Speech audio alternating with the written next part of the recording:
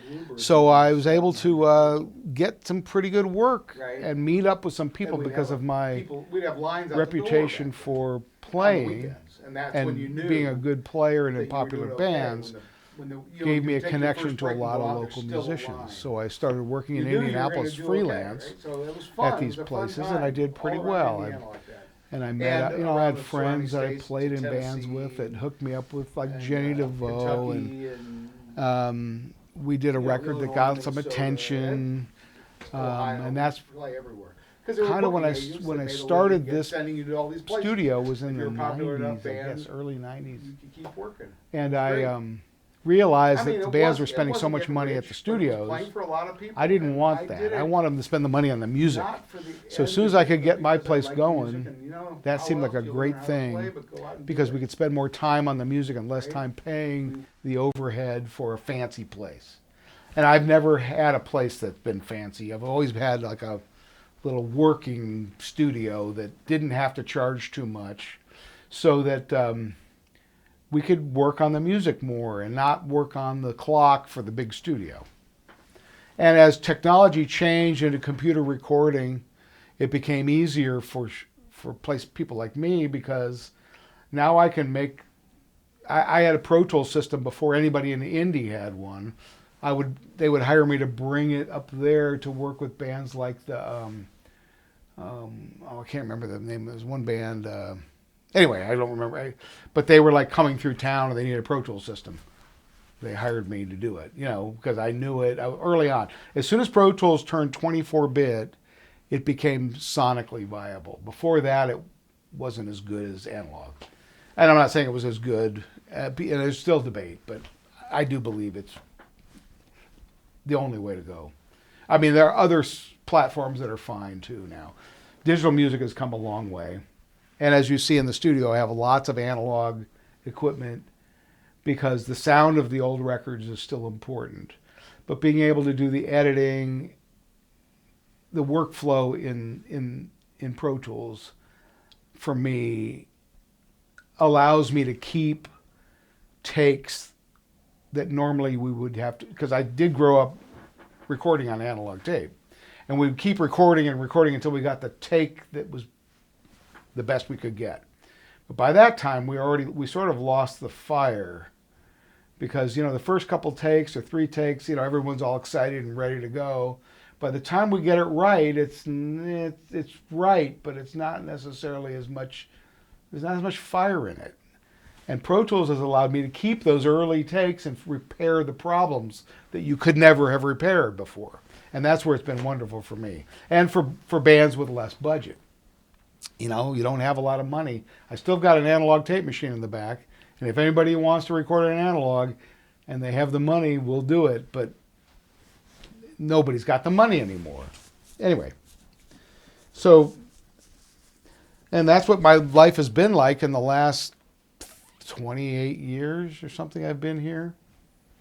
And I used to do records more for a national audience. I've done some pretty popular Christian records and heavier rock records. And when the national record business sort of started falling apart, I had to start working more with local people. And I was happy to do it. It's fun. Creative people are fun to work with. I don't care how experienced they are. If they've got something to do and, the attitude and the talent to do it, let's do it. It's fun. It's my creative outlet, is to help people do that and help people make their record. Not my record, their record, right? Anyway. So along the way, I did make a little list of some of the people that I've worked with. Ray Boltz is a Christian singer that was very popular in the 90s. Jenny DeVoe. I've had Kenny Aronoff in here. As a matter of fact, with Kenny Aronoff, when he started playing with the guy from Creedence. John Fogerty? John Fogerty. When he started playing with John Fogerty, he wanted to make some drum loops so they could start some of the older songs with drum loops, like kind of modernize it. So I said, well, come on in and we'll record your drums like you would want them, and then I'll turn them into sounding like a drum machine, which I did. And I guess they used them a little bit. I don't know. It It's kind of fun. Kenny Aronoff, Tony Levin, who was in Peter Gabriel's band, bass player, and King Crimson, played with John Lennon. He's been here. Randy Brecker from the Brecker Brothers, jazz. I had to play. This is me producing pop records. I always try to find some interesting thing to put on other records, when I can. Rick Derringer, Sonny Landreth, who played with John Hyatt and the Neville Brothers. And the great thing for me is finding people that had songs, and if they had any kind of little budget, we'd try to find some of these little guests. And it's been a blast. It's been a blast. Anyway, that's a lot of it in a nutshell. I'm trying to think of... One of the first things we talked about was your early days in getting into music, and you talked about the little records and the little stereo. Do you remember one of the first records that you got? Oh, yeah. It was Beatles records. It was like... it wasn't... I even had I Want to Hold Your Hand, right? I had Beach Boys records. I remember I had that record Journey to the Center of Your Mind, which was the Amboy Dukes, which was Ted Nugent's band. And, it was everything I could think of. It was... even before that, it was even like more pop stuff. I don't remember, I can hardly remember the songs, but if I hear them in this grocery store, I still go, oh yeah. But it was a lot of that kind of stuff. And then I started listening to albums, and it became much more album-oriented stuff, which was, Metal by Pink Floyd. I couldn't play yet, but I did like Pink Floyd. I was never like a Pink Floyd, obsessed with Pink Floyd. I liked so many things. I liked Yes. I liked Joe Walsh. I liked, I liked so many different things. I loved the bands that I would go see. As a matter of fact, I remember when Yes was coming, I saw the Who live. But whenever they would be coming to play, I'd, get tickets a few months ahead, and they'd usually be promoting a record. And I remember Yes had this record. I've seen Yes before, but now they're coming again, and they did this record, Tales of Topographic Oceans, and it's like a double album, pretty esoteric kind of. And I at first put it on, and I wasn't sure about it because it wasn't, the songs that the songs I knew. But I played that thing until I did know it, and then when I went to that concert, I knew it. Same thing with the Grateful Dead. Like the Grateful Dead I saw the Grateful Dead quite a few times, with Jerry, and I would always listen to the music before, I was, but albums were $3.50. It was pretty easy. That's the equivalent of what, $10 or whatever now. And it was a fun thing for someone to do, to dive in and find and pre-listen to this music, and I do remember going to I guess it was it the Let It Be movie in the theater when it came out. And I remember being really heartbroken because I was like, that's my band and they weren't getting along. I was really heartbroken when I left the movie theater. They were all bickering and stuff. And then when, what was his name? Peter Jackson does this same footage and recuts the other movie, I thought, wow, there's a lot of really fun stuff in that. It was just it was just one guy's take and another guy's take, right? And it was very fascinating to see that because I still remember it. Remember listening to that, watching that, and I was listening to the records and watching that movie and just being like, oh no, they're fighting a lot. They were important. I was never really super into any one thing, like I play in this band that plays Pink Floyd music now. But when Dark Side of the Moon came out, of course I was way into it, but I couldn't have played. I think I could play one song, like the Lunatic. It's like regular cowboy chords. That's about all I could do back then. And years later, I was playing with Andy Hollenden. So I quit playing for a long time, and then Andy Hollenden said he's a teacher of history of rock at IU. And we were close friends and had played in bands before. And he said, you know, he was working on original music here. And he said, you know, they want me to play. Do you want to do it? And I hadn't played live for 20 years at that point. You want to do it? And I go, I don't think I can remember a whole night's worth of music. He said, well, let's just try it. And we rehearsed a lot. And I did. It was okay. It worked out fine. Played the Bluebird again. Here, woo. And we were very popular at the Bluebird because Andy Hollenden, even though we're old guys, and that's not really cool anymore in the Bluebird, they're very popular teachers at IU. And we would play the last day of classes every semester at IU. And we would pack the place. And we did like Abbey Road. And of course the place is packed. And I then realized, because as soon as we started doing those songs, the audience sang louder than the PA could ever be. And I realized what it must have been like a little bit for those guys, because we couldn't hear anything we were doing. It was great fun, though, having the place packed full of people for that.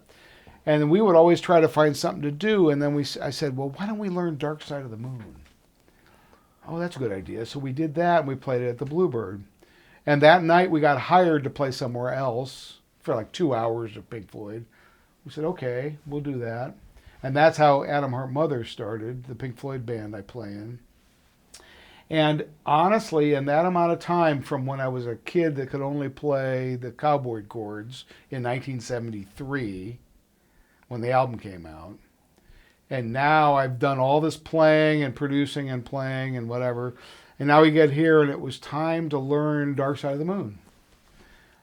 And it was incredibly easy for me to learn. Even though I never could play it back then, I've heard it a million times like everyone has. And when I started to learn it, it was in my head. It was in my head. It was that 15-year-old music, or the music you listen to when you're 15. And I knew it all in my head. I just didn't know how to play it. But I had the facility to learn it. And now it's like, it's so simple to me. It's never simple to do anything well, but it was so simple because I had heard it all. And I really based a lot of my guitar style on it, whether I knew it or not. I didn't know. You know, just play what you feel, right? And I've never played anything so faithfully to a record as we do with that ever in my life, but I know people, and I would also, as an audience person, want to hear it from a bunch of Indiana schleps that are going to play it. You better play it right, and you better play it the way I remember the record. You can't turn it into a jam session.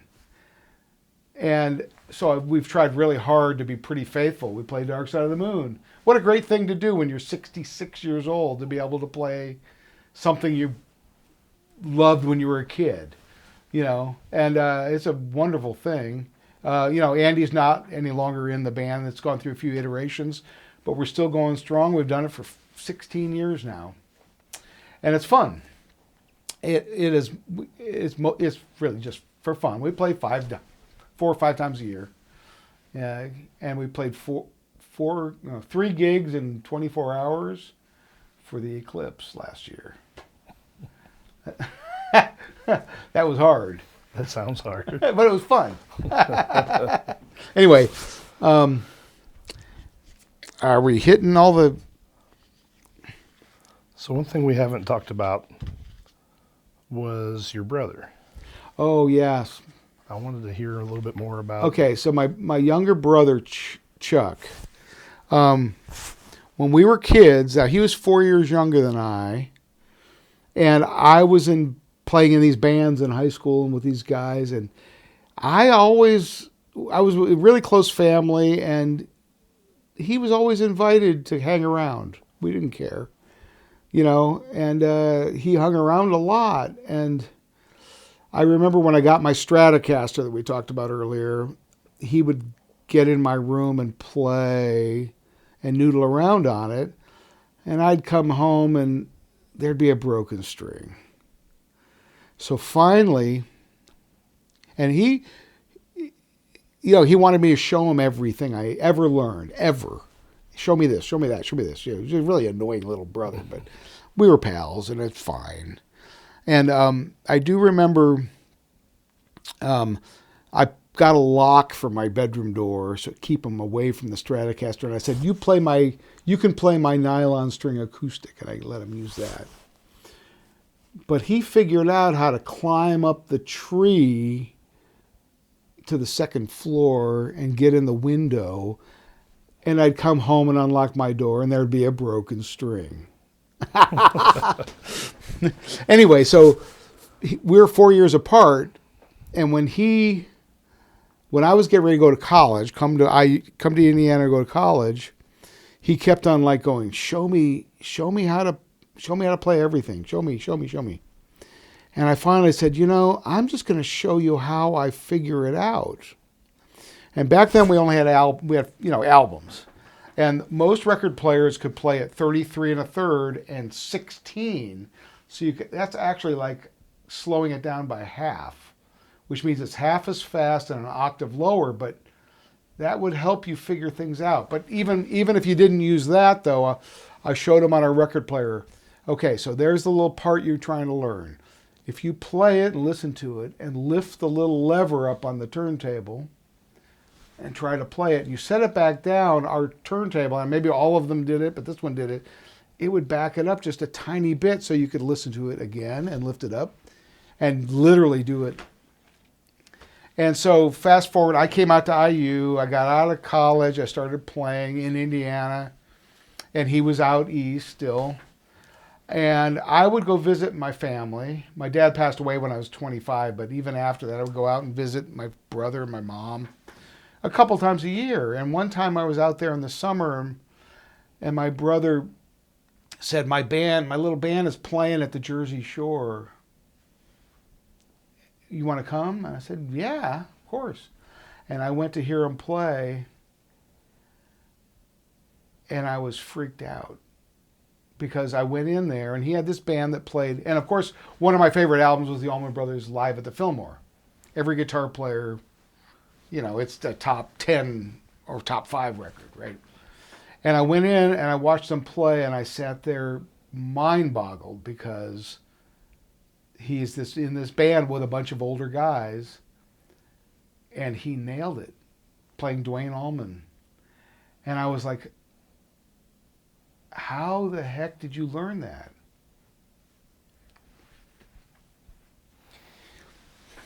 Excuse me. And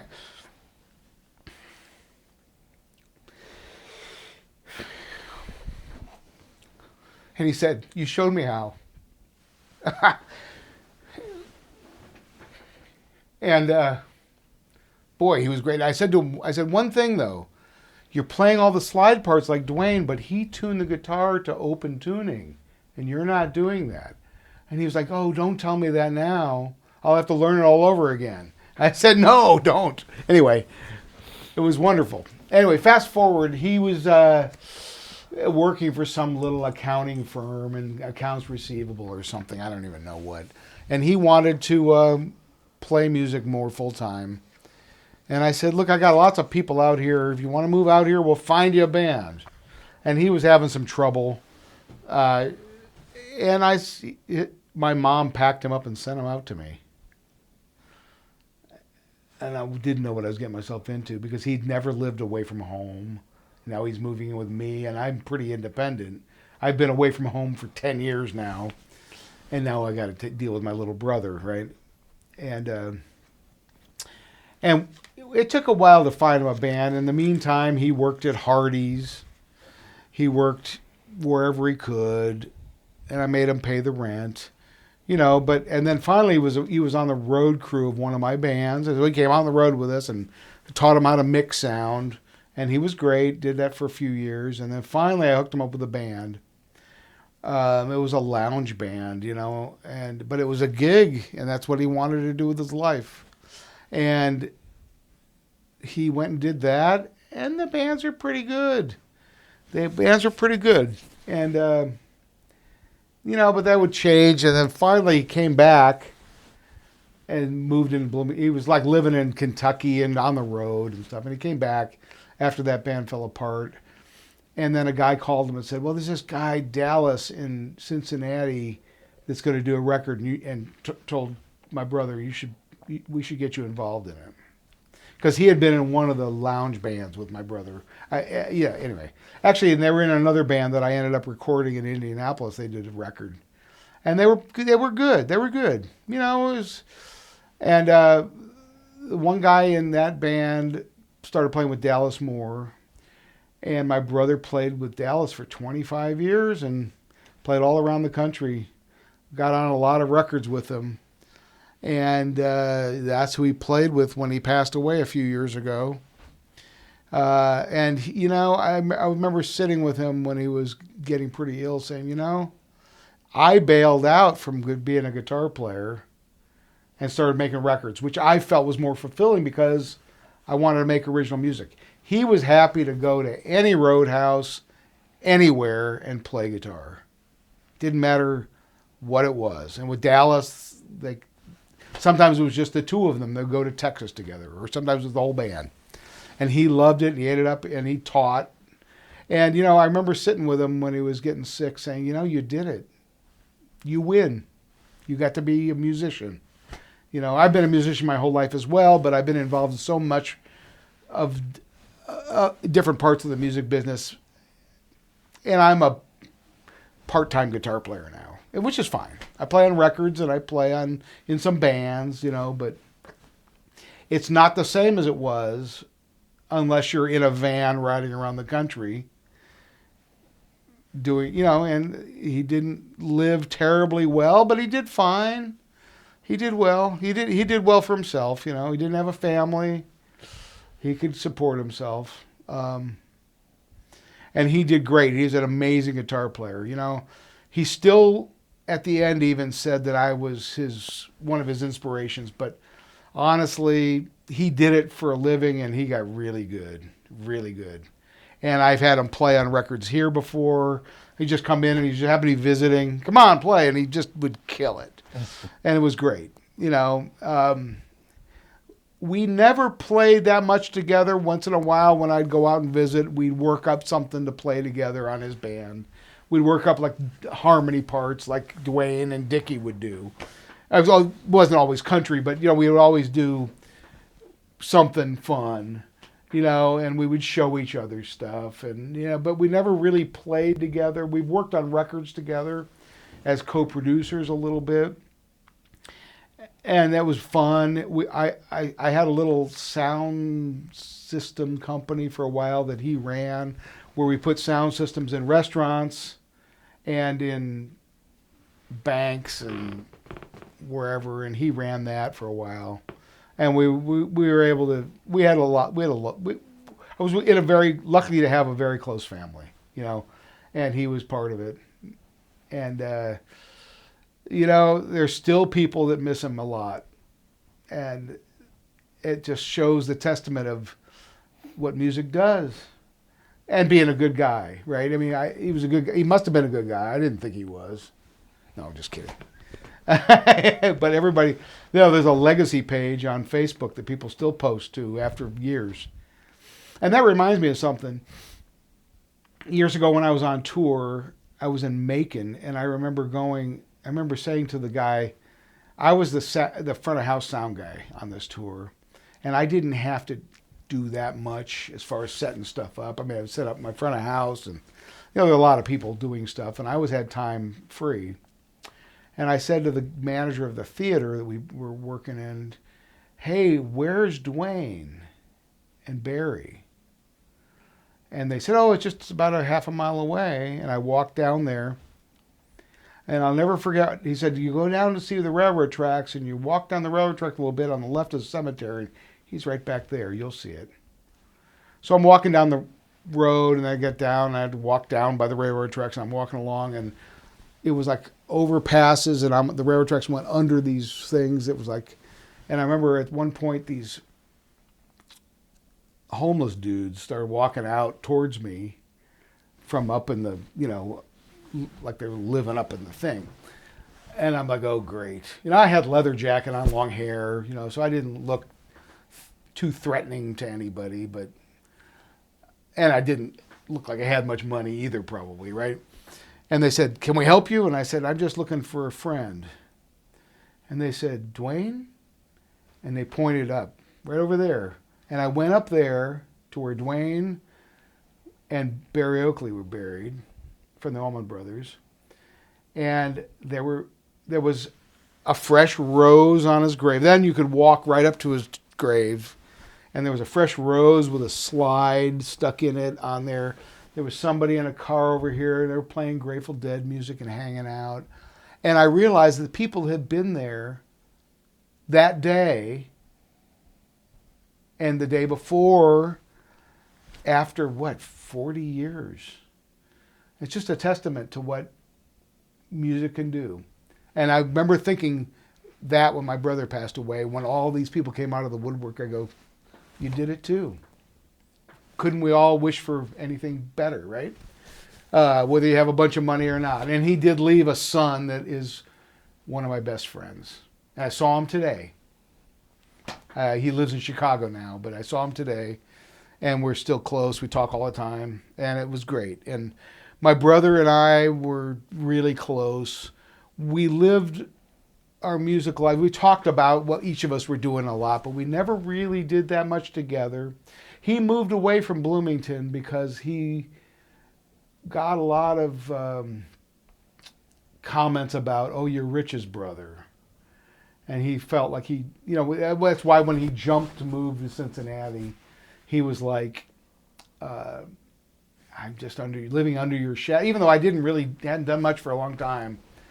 But somewhere right there, I don't know if the camera can see it, but over there is an award my brother got, is a CAMI award from the Cincinnati Enquirer that was best instrumentalist that year or something. It was like a big thing. It's like the Indy Star did something. And it was really cool because the person that gave him the award presented it to him when he walked up to get it was Peter Frampton. Because Peter Frampton lived in Cincinnati for a brief time, and they had him over. And of course, he's going to present the award for best guitar player. Might as well be Peter Frampton. And so that was really, really interesting. And after that, I tried real hard to get Peter Frampton to play on records because, as you see, I try to get everybody involved that I could possibly. It doesn't insult me for someone to say no. So I kind of go, well, try it. It doesn't matter. You say no, it's okay. I'm not going to feel hurt. I grew up in New York. You're not going to hurt my feelings. But you don't get any opportunities unless you try. And I never was able to reach anybody because he's got a thick layer of people around him. But I just saw him on Colbert or something a week ago, and he was wonderful. Anyway, I saw him a few times too, playing live. With Humble Pie and his own thing. That's how old I am. Anyway, all right. FM music, the radio stations, music taking off on FM. I'm young enough, I'll say, that seemed like it was always a thing. But you remember no, it wasn't becoming a thing. It wasn't a thing. It was pop music. That's why I listen to the Beatles and the Beach Boys stuff that I now realize were the session players like when they had all those LA guys, the Wrecking Crew were on all these records, Didn't know that. You thought that all the bands played on all the records, but sometimes they did. But even Beatles records, there were other people playing on it. Not a lot on when the Beatles, but there were people, they had whatever they needed to do. I didn't know Eric Clapton played While My Guitar Gently Weeps guitar, for a long time. You think it's the Beatles, right? It's not like they put it on there. Thank you. At that point, Clapton didn't care. Just helping his friend George out, But it was fascinating listening. I mean, we're talking I'm drawing a blank on the songs, but there's so many songs, And they were done by a bunch of studio cats a lot of times. Ironically, one of them, I got an offer to play with Tommy James and the Shondells in the 80s. And I thought, oh my gosh. And they're another band that I don't think they really played on the records, right? There was no Tommy James. It was Tommy James and there was the Shondells, and when they go play, they'd play. But the producers made those records, right? And I remember getting an offer, and a band came in the patio and said, hey, we're looking for a guitar player, and we're making a new record. It's Tommy James and Shondells. And I love like Crystal Blue. Yeah, these are some of the singles I grew up buying, right? Crystal Blue Persuasion and whatever, you know. And I drove to Dayton, Ohio to see them, and they were playing in a motel banquet room, and they were, at the time, my opinion was they were old women in their late 30s and early 40s, you know, throwing scarves and underwear at him in a banquet room. And I was like, and I was making about the same money in my little club band that was pretty popular, and I just couldn't do it. It was too much. And there were younger kids in the band, but it was him and his, you know, it's like, oh, no, it's too sad. And they were fine. They sounded good. But the band was, of course, trying to sound, this is in the 80s, so the band was trying to sound like Van Halen. It was wrong. Mm. And I was like, nah, I can't do that. I drove all the way to Dayton with my girlfriend, who I was in a band with at the time. She said, you should take this gig. And I'm like, let's just go see. And I left there going, I can't do that. All the power to them, though. You know, sure. It is what it is. But yeah, when I grew up, it was AM radio. That's all you had. It was the what was the guy who had the show every week, you know, on TV? Dick, whatever his name was. Anyway, it was like Dick Clark? Yes. Right. You know, that's with the bands. It was like Sly and the Family Stone, and, you know, that was on AM radio, right? And then pretty soon, when FM came along, the music got a lot more interesting to me. Not because the music was different, but because they didn't play only the hits, right? They played a lot deeper stuff. When I first heard the first Hendrix album, it was on FM radio. And I heard a lot of it all in a row and had to go buy it, right? You know, and that's when I started buying LPs. You know, and the Cream records and the, you know, and there's another interesting thing about music, and I'm going to sound like an old guy for a second, and I don't mean this badly because I have another anecdotal story about that, but I grew up in the sort of Woodstocky era. Even though I was young, I had the Woodstock album, and I was a fan of that music, and I didn't go to Woodstock. I was too young. But I do remember that, and I kept thinking about this over the years, all the bands at Woodstock, none of them sounded anything like each other, period. If you sounded like another band, you would have been ridiculed for being some sort of clone. And then going through the 80s and then 90s, and all of a sudden, it seems like everybody was trying to be like everybody else. The whole thing became so homogenized to be, you know, it wasn't the same, you know. And then whatever Woodstock happened in the 90s, they were all grunge bands that kind of blur together, right? I'm not saying they're not taking anything from them, but music had changed drastically. And I went to the 40th, I guess it was 2009. My wife and I borrowed a friend's little like camper van, had the neighbors and the kids help us paint it with peace signs, and we drove to that Woodstock and saw Jefferson Airplane, or, you know, and all the all the bands that they could muster together. Big Brother played with some other singer who was amazing. Leslie Weston Mountain played, who played at the first Woodstock. All of them. You know, Country Joe and the Fish was there, so it was a lot of fun. And we drove all the way out there getting honks from people on the road, you know. And we got there, and it was a blast. And it was sort of back to, at that point, it was sort of back to all these bands from the 60s. And so it was kind of fun, but anyway. Well, over the years, can you talk a little bit about how you've seen the music business change? Well, the music business has completely changed, of course. Because when I started making recordings, because remember, bands could work in clubs a lot more. There's just nowhere to really play now. I mean, the Bluebird has probably good audiences, but it's a very limited supply of bands that come in. And you'll see, if you look at the marquee, it's the same stuff all the time with some national act coming once in a while.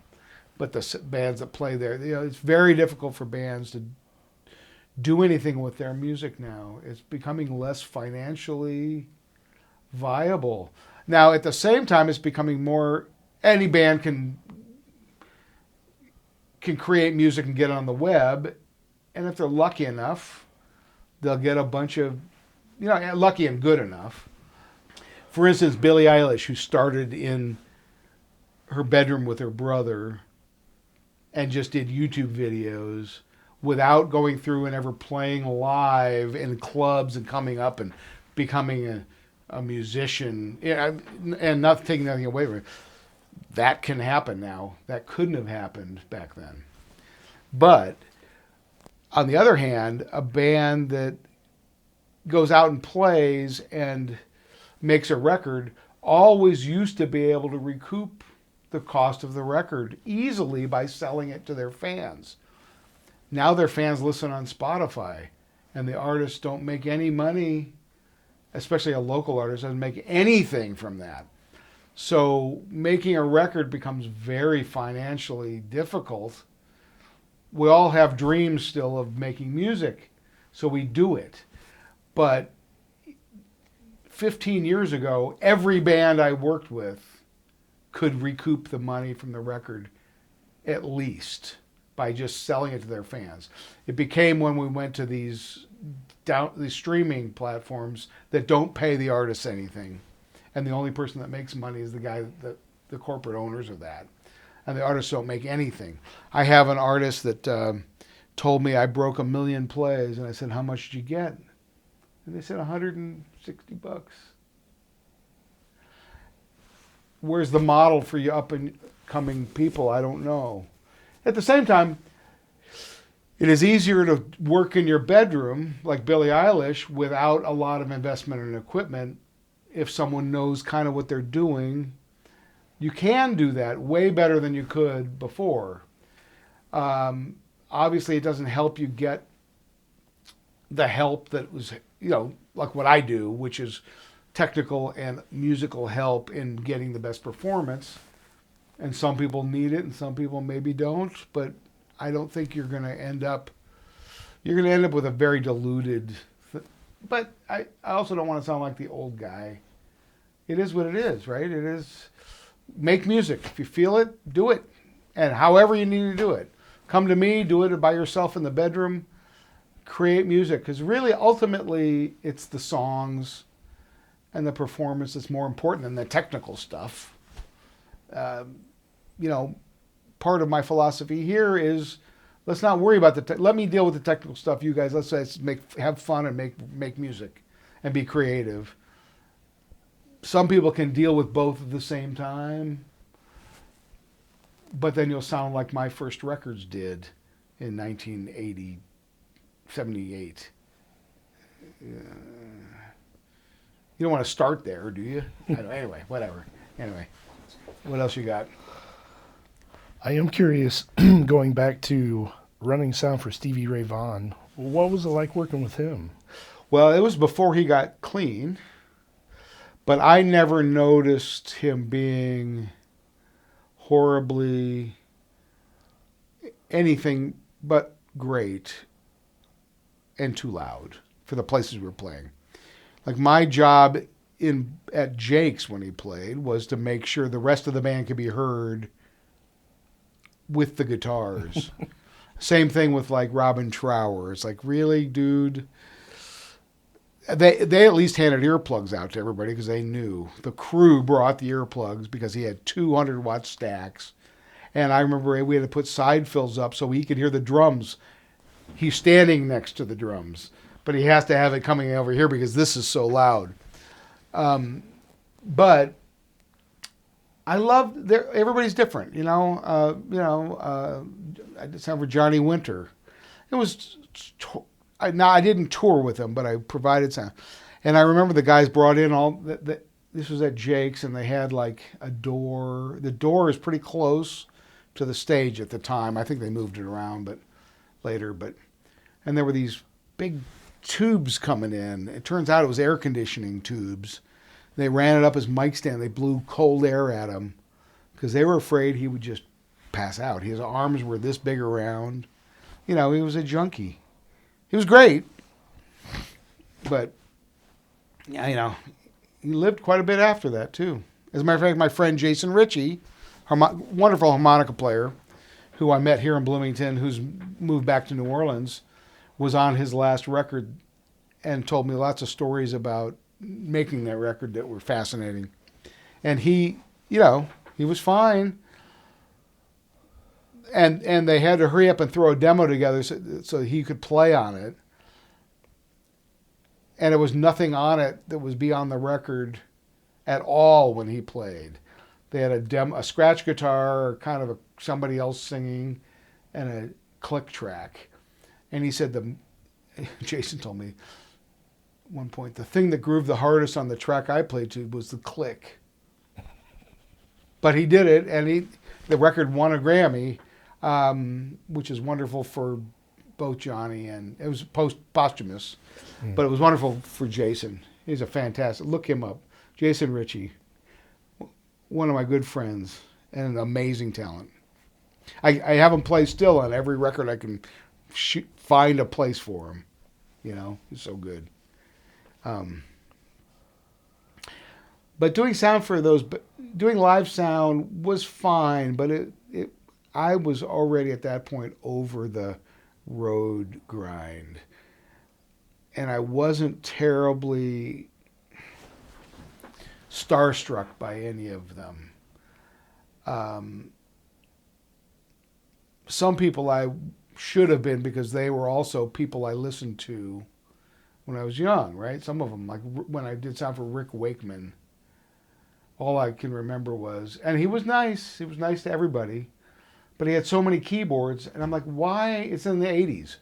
Why does he have so many keyboards? And the tech said, well, because he never changes any of the patches of the electronic keyboards. So he had like 7 of the same keyboards strewn around. They all had their sound. Fine, whatever. And it was a wonderful show, you know. It was a wonderful show. Lyle Lovett's band was great. You know, I met a lot of these guys, and it was work. It was fine though. It was fine. They were. Nobody I met was terribly rude at all. I don't remember anybody being mean or rude, especially the more famous. You know, one time I was doing sound for Leon Redbone, and afterwards, and they had a sound guy, so it was my sound system. And I don't know what, I was like, I don't know what my job was, but I was kind of helping do the monitors, if I remember right. Even though there wasn't much to do. He only had a few musicians with him. And I remember at one point, there was a hint of feedback, and Leon looked over at me and put his hand in his pocket, and then pulled it out and kept on going. And I remember afterwards that his road manager goes, man, you were the first guy that didn't get shot running monitors. And I said, what do you mean? He goes, he's got a cap gun in his pocket, and if it feeds back as a joke, he pulls it out and shoots the monitor guy. And I'm thinking, and now I thought about this about a year ago, and I thought, imagine how that would go over today. It wouldn't. But he did it. It was funny, you know. I guess it didn't happen to me, but I was lucky, I guess. It was close. Almost got shot with a cap gun in front of the audience, right? That wouldn't have bothered me, though. I'm from New York, like I said. You know, it's okay. And he was nice. Somebody like when I did sound for Alan Holdsworth, who's amazing. I don't know if you know who he is or not, but he's amazing, amazing guitar player. After about 15 minutes, you think you've heard every note that could possibly be played because he was so lightning quick. But afterwards, he came up to me and he goes, "I want to thank you for spending so much time getting the guitar tone right." And I said, "Well, that's what we're here to do, to care, right?" And he goes, "Well, I want to give you all this imported beer that they've given us that we didn't drink." And that was a tip, right? And even though I don't drink much beer, I was able to bring it out in my boat and share it with my friends. So, Are there any stories you'd like to tell that we haven't talked about today?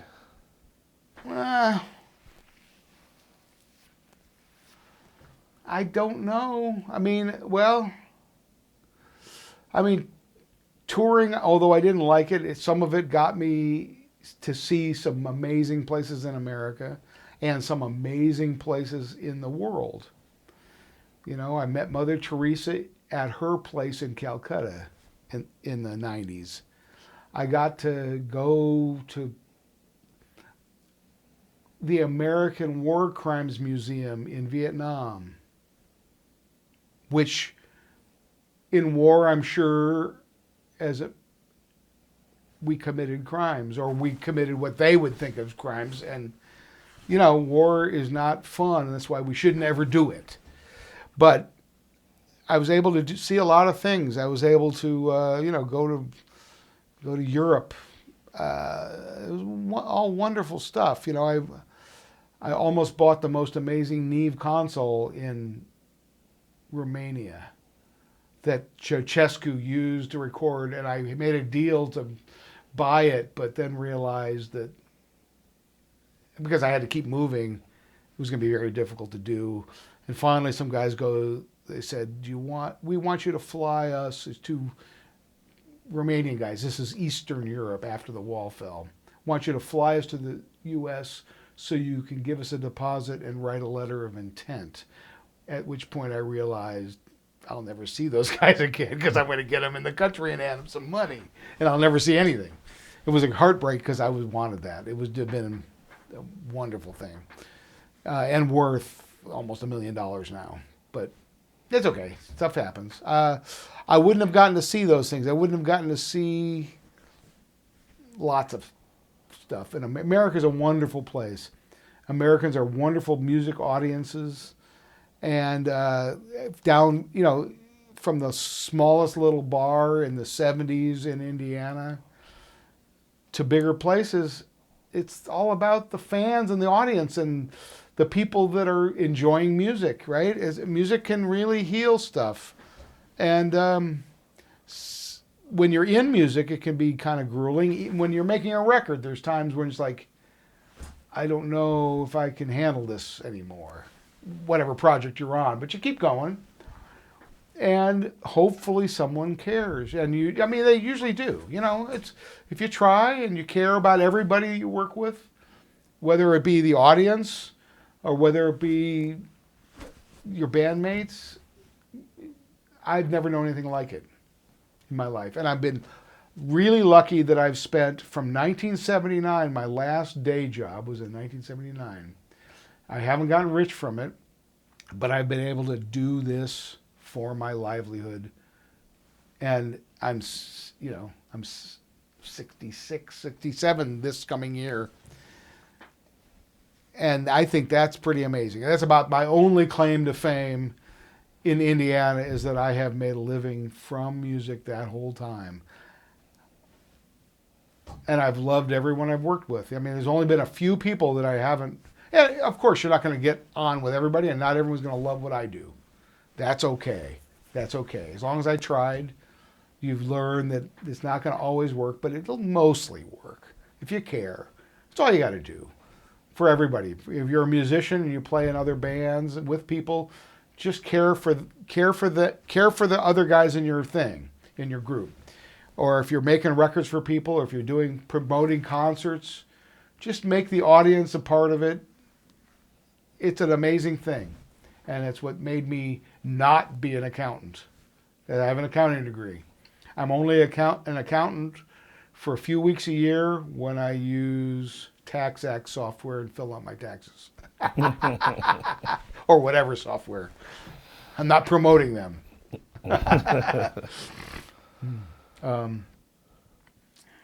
Well, Anyway, yeah. Thanks for doing this, and I can't wait to see the other people. I can't wait to see this. I know there's some people that are already gone that it's a shame we didn't get to. You know, Hank Richell. I mean, there's a lot of people. I just went to Toby Myers Memorial, who was in Roadmaster and Mellencamp's band. And I know a lot of those guys, and it was a wonderful thing. But he, you know, when I first came to IU, the first good band I saw at IU when I was 17 was, I think they were called Roadmaster. They might have been Pure Funk at the time. I think they were Roadmaster. And Ricky Bennick, who passed away a few years ago, was a great guitar player. The band was great. It was with Asher Ben Ruby and as a singer. And I mean, they're almost all those guys are gone, you know. Yeah. So it's a shame we didn't do this sooner, but I'm glad we're doing it. me too. Well, Rich, I want to thank you so much for sharing your stories and your experiences with us today. Your contributions to Indiana music history are invaluable, and we're honored to preserve your story for future generations. The Indiana Music History Project relies on community support to continue preserving and sharing the incredible stories of our state's musicians. If you'd like to help keep the important work going, please consider donating at indianafound.org. Every contribution makes a difference in keeping Say the Indiana's website again. music a legacy alive. Indiana Music. You can donate at indianafound.org. Found. That's right. Found. That's right. Great. Yep. And I think that's it. Thank you. Thanks, Rich.